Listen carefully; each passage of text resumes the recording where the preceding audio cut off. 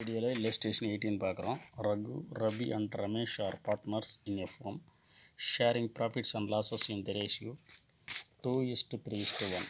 அப்போ 3 பேர் ரகு, ரவி, ரமேஷ், அவங்க ப்ராஃபிட் ஷேரிங் ரேஷியோ வந்து 2:3:1. Their balance sheet as on 31st March 2019 was as follows. இப்போ 31st March 2019 அன்றைக்கி பேலன்ஸ் ஷீட்டு கொடுத்துருக்காங்க. Liability Raghu, Ravi, Ramesh capital account 30, 40, 20 total 90,000. Reserve fund 36,000. இந்த ரிசர்வ் ஃபண்டை ஓல்டு பார்ட்னருக்கு ஓல்டு ப்ராஃபிட் ஷேரிங் ரேஷியோவில் பிரித்து கொடுத்துடணும். சென்ட்ரு கிரெடிட்டார் அப்படியே வந்து புது பேலன்ஸ் ஷீட்டுக்கு போயிடும். பில்டிங்கு, மிஷினரி, ஸ்டாக்கு, டெட்டாரில் வந்து provision for bad and doubtful debts 1000 இருக்குது. இது அட்ஜஸ்ட்மெண்ட்டில் எதுவும் ப்ரொவிஷன் கூட்டுறாங்களான்னு பார்க்கணும். ஓகேங்களா. கேஷ் அட் பேங்க் டோட்டல் வந்து 176 அட்ஜஸ்ட்மெண்ட் பாருங்கள். Ramesh retires on 31st 3/2019 subject to the following conditions. Goodwill of the firm is valued at 24,000 goodwill value மட்டும் குட்வில் வந்து 24,000 குட்வில்லு. ஓகேங்களா. ஓகே, அடுத்து பாருங்கள். Machinery to be depreciated by 10% machinery. அப்புறம் machinery ஒரு point வச்சுருங்க, அதில் அட்ஜஸ்ட்மெண்ட் வருது. மிஷினரி ஒரு பாயிண்ட் வச்சிடுறேன். அடுத்து பாருங்கள். Building is to be appreciate. Building கூடுது 20%. பில்டிங் ஒரு பாயிண்ட் வச்சுருவோம். ஓகே. அடுத்து வந்து stock to be appreciated by stock கூடுது 2,000. அதனால் ஸ்டாக்லேயும் ஒரு பாயிண்ட் வச்சுருவோம் ஸ்டாக்கு. அடுத்த provision for bad and doubtful debts to be raised by இன்னொரு 1000 கூட்ட சொல்கிறாங்க. Provision for bad and doubtful debts இந்த 1000 மார்க் வச்சுருங்க. ஓகேங்களா. அடுத்து final amount due to Ramesh is not paid immediately பே பண்ணலை. Final amount due to Ramesh வந்து இமீடியட்லி பே பண்ணாதனால அவர் லோன் அக்கௌண்ட்டுக்கு அவர் பேலன்ஸை நம்ம ட்ரான்ஸ்ஃபர் பண்ணி விட்டுறணும். ஓகேங்களா. Prepare necessary ledger accounts and show the balance sheet of the firm after ரிட்டையர்மெண்ட்டுக்கு அடுத்து ஒரு பேலன்ஸ் ஷீட்டு போட சொல்கிறாங்க. ஓகேங்களா. இப்போ என்ன நம்ம ப்ரிப்பேர் பண்ணோம்னா சொல்யூஷனில் ரிவேல்யூஷன் அக்கௌண்ட் ஒரு அக்கௌண்ட்டு, கேபிட்டல் அக்கௌண்ட் ஒரு அக்கௌண்ட்டு, அடுத்து balance sheet as on 31st March 2019 3 ஒரே டைமில் போட்டு வச்சுங்க. கொஞ்சம் கேப் இடம் விட்டுருங்க. ஒவ்வொன்றா திரும்ப பார்க்கலாம். இப்போ பாருங்கள். பேலன்ஸ் ஷீட்டில் ரகு, ரவி, ரமேஷ் கேபிட்டல் அக்கௌண்ட் எவ்வளோ இருக்குது? 30, 40, 20. அதனால் புதுசாக கேபிட்டல் அக்கௌண்ட்டில் பை பேலன்ஸ் ப்ராட்னு சொல்லிட்டு 30, 40, 20 பேலன்ஸ் ப்ராட்னு போட்டிருங்க. அப்போ இது முடிஞ்சு 90,000. ரிசர்வ் ஃபண்டை வந்து பழைய 36 பழைய பார்ட்னருக்கு, இந்த பார்ட்னர் எல்லா பார்ட்னருக்கும் பழைய ஓல்டு ப்ராஃபிட் ஷேரிங்கில் டிவைட் பண்ணி கொடுத்துருந்தோம் 36,000. இப்போ ரிசர்வ் ஃபண்டுன்னு போட்டு பழைய ரேஷியோ என்ன, ஓல்டு ரேஷியோ என்ன ரேஷியோ இருக்குது? 2:3:1 அந்த ரேஷியோவில் பிரித்து கொடுத்துருங்க. 2:3:1 ஓகேங்களா. ஓகேங்களா. இது 2:3:1 ரேஷியோ ரிசர்வ் ஃபண்டை பிரித்து கொடுத்தாச்சு. இப்போ சென்ட்ரு கிரெடிட்டாரை புது பேலன்ஸ் ஷீட்டுக்கு எடுத்துகிட்டு போயிருங்க. 50,000 புது பேலன்ஸ் ஷீட்டுக்கு 50,000 சென்ட்ரு கிரெடிட்டார் எடுத்துகிட்டு போயிருங்க. ஓகேங்களா. அடுத்தவங்க பில்டிங்கில் பாயிண்ட் வச்சுருக்கோம் 60,000. இப்போ ஆன்சர் பாருங்கள். Building to appreciated by 20%, appreciate ஆகுது 20%. இப்போ ரீவேல்யூஷன் இன்கம், அப்போ இன்கமில் பையில் 12,000 20% பில்டிங் எவ்வளோ இருக்குங்க? 70,000. பில்டிங் 60,000. 20%னா 10% 6,000, 20% 12,000 பில்டிங் அப்ரிஷியேட் ஆகிறதுனால இன்கம் ரீவேல்யூஷனில் க்ரெடிட் பண்ணிவிட்டு பேலன்ஸ் ஷீட்டில் புது பேலன்ஸ் ஷீட்டில் போய் பில்டிங் 60,000 போட்டுட்டு ப்ளஸ் அப்ரிஷியேஷன் 12,000 ஆட் பண்ணால் 72,000 அவுட்டர் காலத்தில் போட்டுருங்க. ஓகேங்களா. அடுத்து வாங்க. பில்டிங் முடிஞ்சு. அடுத்து மிஷினரி 70,000 இருக்கா. மிஷினரியில் பாயிண்ட் வச்சுருக்கேன். மிஷினரி வந்து டெப்ரிஷியேட் ஆகுது 10% குறைக்கணும். மிஷினரி வந்து 70,000 10% 7,000. அப்போ ரீவேல்யூஷன் வேல்யூ குறையிறதுனால ரீவேல்யூஷனை டெபிட் ஆகும், எக்ஸ்பென்ஸ் ஆகும். டெபிட் பண்ண ரீவேல்யூஷனை 7,000க்கு பேலன்ஸ் ஷீட்லேயே 7,000 குறைச்சிடணும். பாருங்கள். மிஷினரியில் 7,000 10% 7,000 டெப்ரிஷியேஷன் லெஸ் பண்ணி பேலன்ஸ் 60,000 அவுட்டர் காலத்தில் காமிச்சிடணும். ஓகேங்களா. அப்போ அடுத்து ஸ்டாக்லேயும் பாயிண்ட் இருக்குது. என்னென்னா ஸ்டாக்கில் என்ன கொடுத்துருக்காங்கன்னா, ஸ்டாக்கு டு அப்ரிஷியேட்டட் பை 2,000 கூட்டணும். ஸ்டாக் வேல்யூ கூடிச்சு நம்ம இன்கம் ரீவேல்யூஷனை க்ரெடிட் பண்ணணும் பை ஸ்டாக்குன்னு சொல்லி 2,000க்கு. இங்கேயும் க்ளோசிங் ஸ்டாக்கில் அப்ரிஷியேட் 2000 ஆட் பண்ணி 22,000 அவுட்டர் காலத்தில் போட்டுடணும். ஓகேங்களா? அடுத்து பாருங்கள், டெட்டார்ஸ் வந்து 18,000 less provision for bad and doubtful 1000. இதில் பாயிண்ட் வச்சுருக்கோம். ஏன்னா இங்கே provision for bad and doubtful debts raised by 1000 ஒரு 1000 கூட்ட சொல்லியிருக்காங்க ப்ரொவிஷன். அது ஒரு எக்ஸ்பென்ஸு. அதனால் இப்போ ஏற்கனவே இப்போ எவ்வளோ இருக்குது, 18,000 இருக்குது. இங்கே பாருங்கள் 18,000 இருக்குது. இந்த ப்ரொவிஷன் 1000 இன்னொரு 1000 ஆட் பண்ணி less provision for bad and டவுட்னு 16,000 போட்டுருணும். ரீவேல்யூஷன்லேயும் எக்ஸ்பென்சஸ் காமிச்சிடணும் 1000. அந்த ப்ரொவிஷனை கூட்டுறதுனால ரீவேல்யூஷன் எக்ஸ்பென்சஸு ரீவேல்யூஷன்லையும் முதல்ல டெபிட் பண்ணிவிட்டு அதுக்கு பின்னாடி தான் பேலன்ஸ் ஷீட்டில் போய் இந்த 18,000 2,000 லெஸ் பண்ணணும்.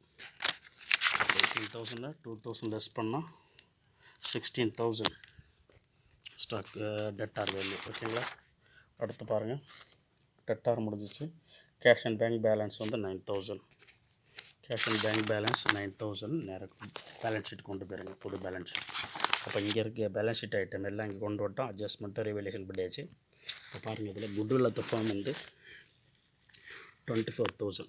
அதுக்கு வேறு பாருங்கள், குட்வில் வந்து 24,000.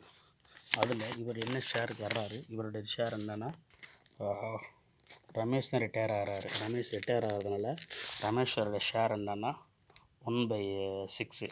1/6 தான் அவரோட குட்வில் வேல்யூ எவ்வளோன்னு பார்க்குறோம். இப்போ 1/6க்கு அவரோட குட்வில் 1/6 அவரோட ஷேரில் மல்டிப்ளை பண்ணி 4,000 குட்வில் வேல்யூ. இந்த goodwill to Ramesh to be borne by அவங்க எந்த ரேஷியோவில் எடுத்துக்கணும்னா, அவங்க பழைய ரேஷியோ 2/3 இருக்கா, அவங்க ரேஷியோவில் அவங்க 2 எடுத்துக்கணும். ஓகேங்களா? இப்போ இங்கே பாருங்கள், new profit sharing and proportion of the gain is not given. அதாவது நியூ ப்ராஃபிட் ஷேரிங் கொடுக்கல, என்ன கெயினில் எடுத்துக்கிறாங்கன்னு சொல்லாதனால ஓல்டு ரேஷியோவே நம்ம அசம்ஷனில் ஓல்டு ப்ராஃபிட் ஷேரிங் கெய்னிங் ரேஷியோன்னு எடுத்துக்கணும். இங்கே ஓல்டு ரேஷியோ என்ன இருக்குன்னா, இப்போ 2 பேரும் ஓல்டு ரேஷியோ பாருங்கள். ஓல்டு ரேஷியோவில் வந்து யார் இப்போ லாஸ்ட் பார்ட்னர் தான் போகிறாரோ அது 2:1 தான் ஓல்டு ரேஷியோ. இதுவே சாக்ரிஃபைசிங் கெய்னிங் ரேஷியோ நம்ம வச்சுக்கணும். இங்கே கெய்னிங் ரேஷியோவாக இதுவே வச்சுக்கணும். அந்த கெய்னிங் ரேஷியோவில் தான் அந்த குட்வில்லை ஷேர் பண்ணணும். நல்லா திரும்ப பாருங்கள். இதில் என்னன்னா, new profit sharing ratio and portion of எந்த ப்ரொப்போர்ஷனில் கெயின் பண்ணாங்க இது ரெண்டுமே கொடுக்கல. அதனால் நம்ம it is assumed that the continuing partner gain வந்து ஓல்டு ப்ராஃபிட் ஷேரிங் ரேஷியோவே கெய்னிங் ரேஷியோ நம்ம எடுத்துக்கணும். அப்போ ஓல்டு ரேஷியோ வந்து பாருங்கள் லாஸ்ட் பார்ட்னர் தான் போகிறாரு. அதனால் ஒன்றை விட்டுட்டீங்க. இவங்க இந்த கண்டினியூங் பார்ட்னர் 2:3 இருக்காங்க. இதான் கெய்னிங் ரேஷியோ எடுத்துக்கணும். இந்த ரேஷியோவில் தான் குட்வில்லை பிரிக்கணும். 2/5 3/5 4,000 வச்சோம்னா 1,600 2,400 வருது. இது என்ன செய்யணும்னா, பழைய பார்ட்னரை டெபிட் பண்ணிவிட்டு குட்வில் வந்து பாருங்கள், குட்வில் வேல்யூ பண்ணதுனால இவங்க என்ன செய்யணும், பழைய பார்ட்னர் இருக்காங்கல்ல, அவங்க ரகுவும் அதாவது கண்டினியூங் பார்ட்னரை டெபிட் பண்ணிவிட்டு 1,600 2,400க்கு டெபிட் பண்ணிவிட்டு இவங்களை பிறகு கிரெடிட் பண்ணிடணும். யாரை, இந்த ரமேஷ் அவருக்கு தானே போகணும் ரிட்டையரிங் பார்ட்னர். இப்போ பை ரகுஸ் கேபிட்டல்னு கிரெடிட் பண்ணணும் 1,600க்கு, டு ரவிஸ் கேபிட்டல்னு 2,400. பாருங்கள் என்னென்னா, இவங்க 2 அக்கௌண்ட்டையும் டெபிட் பண்ணிவிட்டு டெபிட்டட் 2 அமௌண்ட்டுமே அவங்களுக்கு கிரெடிட் ஆகிடுது. அப்போ என்ன entry, 2 partner existing partner Ramesh capital account debtor 1,600, Ravi's capital account debtor 2,400.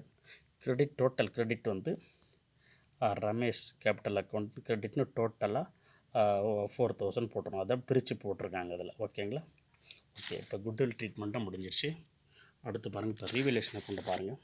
Revaluation அக்கௌண்ட்டில் டோட்டல் வந்து கிரெடிட் தான் அதிகமாக இருக்குது 14,000.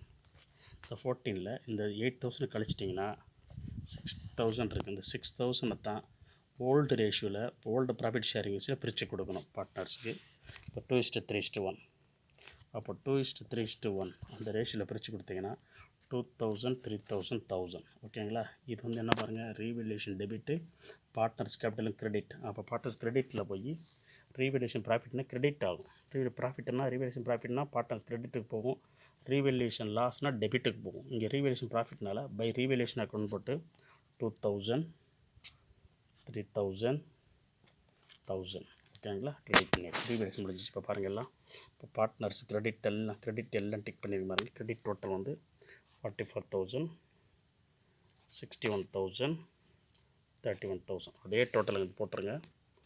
44,000 61,000 31,000. இதில் மேலே இருக்க ரெண்டையும் ரகு மேலே 2600 2 கழிச்சிட்டிங்கன்னா இங்கே 42,400 58,600 இது பேலன்ஸ் கேரி டவுன் போட்டுடணும்.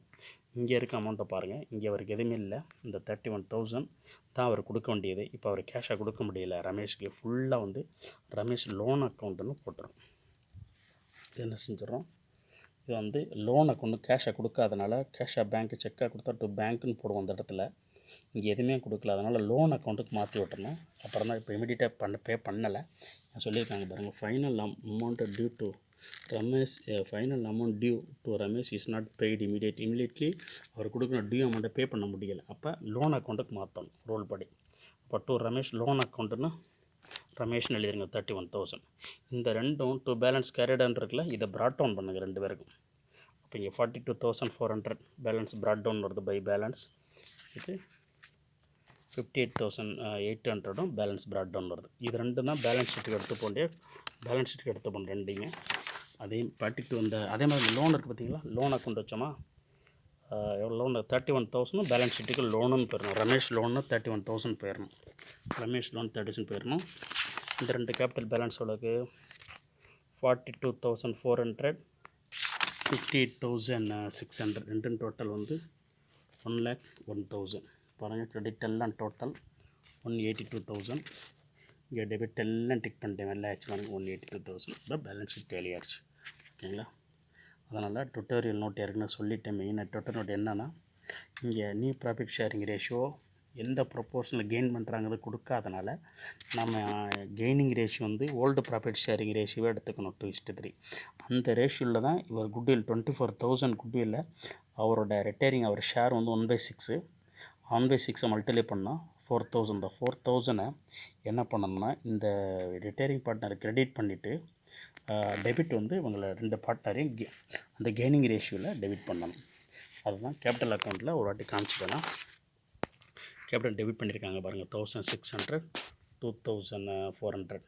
இதுதான் அவர் கிரெடிட் தனித்தனியாக கிரெடிட் பண்ணியிருக்காங்க குட்வில்ல. ரகுஸ் கேபிட்டல்னு 1,600, ரவிஸ் கேபிட்டல்னா 2,400. ஓகேங்க, இப்போ பேலன்ஸ் ஷீட் டேலி ஆயிடுச்சு. அதனால் ஒரே டைமில் எல்லா அக்கௌண்ட்டை கொஞ்சம் கேப் விட்டுட்டு நீங்கள் அந்த ப்ரிப்பேர் பண்ணிட்டீங்கன்னா ஈஸியாக அந்த ப்ராப்ளத்தை சால்வ் பண்ணிடலாம். ஓகேங்களா, திரும்ப பாருங்கள், லைக் பண்ணுங்கள், ஷேர் பண்ணுங்கள், சப்ஸ்கிரைப் பண்ணாதவங்க சப்ஸ்கிரைப் பண்ணுங்கள். புரிஞ்சதுன்னா ஃப்ரெண்ட்ஸுக்கும் ஷேர் பண்ணுங்கள். புரியலைன்னா கமெண்ட் பண்ணுங்கள், நான் உங்களுக்கு ரிப்ளை பண்ணுறேன். தேங்க்ஸ்.